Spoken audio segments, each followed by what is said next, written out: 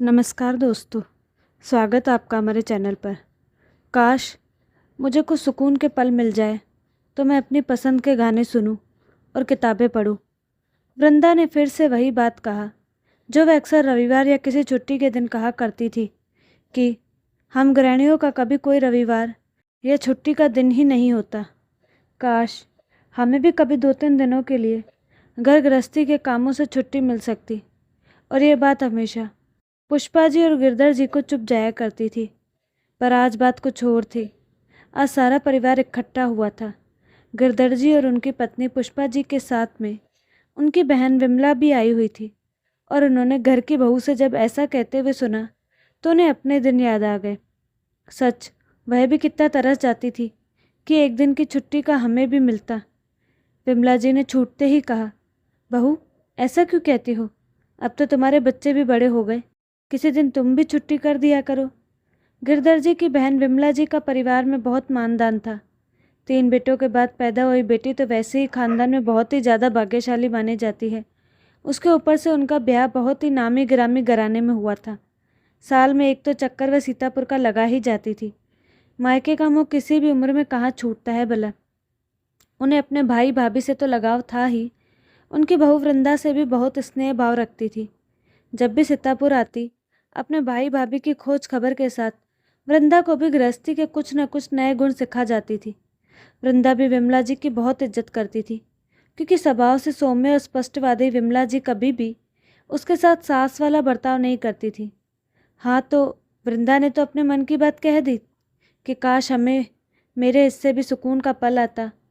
और इतना कहकर वृंदा ने चाय नाश्ता परोसा और रसोई में चली गई। पर विमला जी थोड़ी देर के लिए सोच में डूब गई। धीरे से अपनी भाभी पुष्पा से कहा, बहू सही कहती है भाभी, मुझे भी लगता है कि वह घर के काम से परेशान हो गई है। मैं जब भी आती हूँ तब उसे काम करते ही देखती हूँ। शायद वह मायके भी कम जाती है, फिर तो उसे कभी आराम नहीं मिलता होगा। पुष्पा जी को वृंदा का ऐसा कहना थोड़ा बुरा तो लगा। आखिर वह सास थी और एक तरह से अपनी ननद के सामने अपनी बहू से ऐसा सुनना उन्हें अच्छा तो नहीं लगा था। पर अब घर की बहू का साथ घर की बेटी दे रही थी, तो ऐसे में उन्होंने चुप रहना ही उचित समझा। सामने से सिर्फ इतना ही कहा, आप सही कह रही हैं विमला जी। वैसे वृंदा को तो मायके में भी उसे आराम नहीं मिलता। उसकी भाभी थोड़ी कर्कश स्वभाव की है और उसके माता पिता के देहांत के बाद भाई भी उसे कभी कभी ही वृंदा से मिलने आता है। और 2 साल से तो वृंदा मायके भी नहीं गई है। अब तक चुप। गिरधारी जी भी बोल पड़े, रमन की माँ, अगर बहू का मन रुचता है तो रमन से कहकर दोनों को कुछ दिनों के लिए बाहर घूम आने के लिए कह दो। दोनों बच्चे अब इतने समझदार हो गए हैं कि अपना ख्याल रख सकते हैं। बाकी हमारी निगरानी में रहेंगे तो इन दोनों को भी घर की फिक्र नहीं रहेगी। तो ये प्रस्ताव सर्वसहमति से पास हो गया कि रमन के दफ्तर से आते ही इस बात को उसके समक्ष रखा जाएगा और उससे कहा जाएगा कि शनिवार इतवार के साथ और 2-3 दिन और छुट्टी लेकर वह बहू को साथ लेकर कहीं घूम आए। तब तक उसके दोनों बच्चे चारू और चेतन दादा दादी के पास रह लेंगे। ऊपर से अभी विमला जीजी भी आई हुई है तो सबका मन लगा रहेगा। उस रात रमन जब बाजार से आया तब खाना खाते हुए जानबूझकर विमला जीजी ने फिर से वृंदा की बात छेड़ी। रमन, तू कब से कहीं बाहर घूमने नहीं गया है? रोटी का कोर तोड़ते हुए रमन अचकचा गया कि बुआ ये क्या पूछ रही है। कोर मुंह में डालते हुए बोला, बुआ जी, पिछले रविवार ही तो बच्चों को लेकर मैं म्यूजियम दिखाने ले गया था। विमला जीजी हंसने लगी, अरे मैं तुम दोनों पति पत्नी के बाहर घूमने की बात कर रही हूँ। दशहरा मेला में गए थे हम सब परिवार, अम्मा बाबूजी भी गए थे। सबसे पूछ कर देखो, हम सब गए थे घूमने। अब विमला बुआ को रमन की इस मासूमियत पर प्यार भी आया और मन किया कि अपना सिर धुल ले। अब विमला बुआ खुलकर बात करने के अंदाज में बोली, मैं कह रही थी कि तुम और वृंदा 2-4 दिन के लिए कहीं हो आओ। अभी मैं भी यहाँ पर हूँ और दोनों बच्चे चारू और चेतन के लिए तो कुछ दिनों के लिए ज़्यादा फिक्र करने की ज़रूरत नहीं है। दोनों बच्चे अब थोड़े समझदार हो चुके हैं। काफ़ी दिनों से बहू कहीं गई नहीं है और तुम दोनों को भी थोड़ा एक दूसरे के साथ एकांत मिल जाएगा और बाहर जाओगे तो अच्छा लगेगा।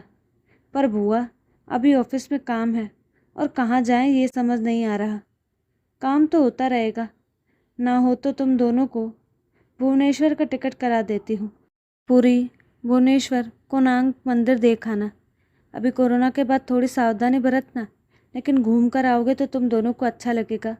खासकर वृंदा बहू को थोड़ी घर के कामों से राहत मिलेगी। क्या वृंदा ने आपसे कहा कि वह घर का काम करके थक जाती है? रमन ने प्रश्न किया। अरे नहीं बेटा, वह तो इतनी सीधी है कि अपनी जुबान से कभी नहीं कहेगी। मुझे लग रहा था काफ़ी दिनों से वह थोड़ी थकी थकी रहती है और शायद घर के काम से ऊब भी गई होगी। अब पुष्पा जी ने मुंह खोला और गिरधारी जी की भी पत्नी की हाँ में हाँ मिलाकर बोले कि वैसे तो बहू अक्सर कहती रहती है कि उससे भी घर के कामों से फुर्सत मिले तो वह भी कहीं घूम आए। बेटा रमन, तुम दोनों 4-5 दिन के लिए कहीं हो आओ, बहू का मन भी लग जाएगा और उसकी शिकायत भी दूर हो जाएगी। रमन बचपन से अपने माता पिता का आज्ञाकारी बेटा था। पुष्पा जी और गिरधर जी के 3 बच्चे थे। रमन के बाद उनकी बेटी पुनीता और उसके बाद अमन। अमन बेंगलुरु में अपनी पत्नी रुचिका के साथ रहता था। रमन यहाँ सीतापुर में अपने माता पिता के साथ रहता था। सीतापुर जैसी छोटी जगह में घूमने के लिए कोई खास जगह नहीं थी और वृंदा विवाह के बाद एक आध बार मायके के कुछ समारोह के अलावा कहीं गई भी नहीं थी। उनके विवाह को लगभग 14 साल हो गए थे। 12 साल की बेटी चारू और 10 साल का बेटा चेतन। इन दोनों बच्चों की परवरिश में वृंदा इतनी व्यस्त रहती थी और फिर सास ससुर की सेवा भी करती थी। घर का भी काम काज था। 30 त्यौहार, नाते, रिश्तेदार भी लगे रहते थे। जब तब ननद और देवर भी आ जाते तो वृंदा को अपने लिए तो बिल्कुल समय नहीं मिलता था। लेकिन उसने आज तक अपनी तरफ से कुछ नहीं कहा था। वह तो आज चाय के समय उसके मुंह से अचानक निकल गया कि आज रविवार था और सब अपने पसंद पसंद के नाश्ता बनाने कह रहे थे। तब उसे लगा कि काश एक रविवार उसका भी होता, काश उसे भी कभी घर गृहस्थी के काम से छुट्टी मिलती। वृंदा के मन की बात विमला जी ने सबसे पहले समझी थी, क्योंकि वह भी अपने ससुराल में इस बात से सालों परेशान रही थी कि उन्हें कभी कहीं घर से बाहर जाने का अवसर नहीं मिलता था और वह एक तरह से घर में रहकर अब ऊब चुकी थी।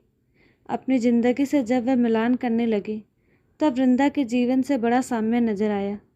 वह वृंदा के जीवन के उबाऊपन का और इस खालीपन का एहसास भली भांति कर पा रही थी। तभी उन्होंने आज अपने भाई और भाभी को उनकी बहू और बेटे को कुछ दिनों के लिए बाहर जाने देने का आग्रह करते हुए भुवनेश्वर भेजने का प्रस्ताव रखा था। उस रात पुष्पा जी भी अपने अतीत को याद कर रही थी कि उनका भी कितनी बार मन करता था कि कहीं घूमने जाए, लेकिन घर गृहस्थी में उलझकर वह भी नहीं जा पाती थी। आज जब विमला जी ने वृंदा के मन की बात उनको समझाना चाहा, तब उनको याद आया कि काश उस समय जब वह जवान थी और पति के साथ कुछ वक्त बाहर जाकर घूम फिर कर बिताना चाहती थी, तब किसी ने उसे भी इस तरह से घर से बाहर भेजने की कोशिश की होती। खैर, देर आए दुरुस्त आए, कम से कम उनकी बहू को तो अपनी जिंदगी से शिकायत नहीं रहेगी। यही सोचकर पुष्पा जी ने अपने बेटे और बहू को 5 दिन के लिए भुवनेश्वर भेजने में बहुत ही ज़्यादा उत्साह दिखाया और तैयारी कराकर उनको भेजा।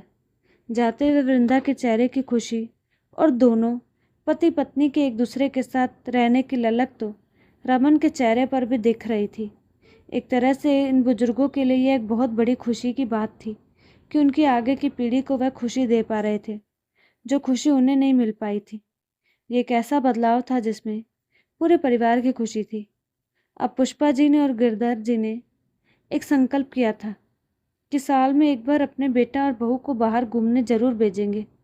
वहाँ से खिली खिली जब बहू आएगी तो घर गृहस्थी में उसका मन पहले से ज़्यादा लगेगा। और साथ ही एक और संकल्प लिया कि साल में एक बार सह परिवार भी घूमने जाएंगे, भले ही 1 या 2 दिन के लिए ही सही, जहाँ घर गृहस्थी के झंझट से मुक्त होकर सब एक दूसरे के साथ प्रेम भरे कुछ पल बिता पाएंगे जो उनकी ज़िंदगी में कुछ रंगीनी लाएंगे और उन पलों की याद में उनका जीवन पहले से ज़्यादा खुशहाल हो जाएगा। अक्सर रोज़मर्रा की ज़िंदगी में गृहिणियाँ कहीं बाहर नहीं जा पाती और लोग इस बात को नज़रअंदाज कर देते हैं कि उन्हें छुट्टी क्यों चाहिए, दिन भर तो वह आराम करती है। ये सुनकर हर गृहिणी शायद अपने आप को ऐसा ही समझने लग जाती है, लेकिन उन्हें भी हक है छुट्टी का, उन्हें भी हक है अपने आप को कुछ वक्त अकेले रहने देने का। तो आप भी ये कदम उठाइए और अपने परिवार को 4-5 दिनों के लिए घर गृहस्थी झंझट से दूर छुट्टी बिताने दीजिए। तो दोस्तों, आपको कहानी कैसी लगी? अपनी राय कमेंट बॉक्स में ज़रूर दें और साथ ही हमारे चैनल को लाइक शेयर सब्सक्राइब करना ना भूलें। धन्यवाद।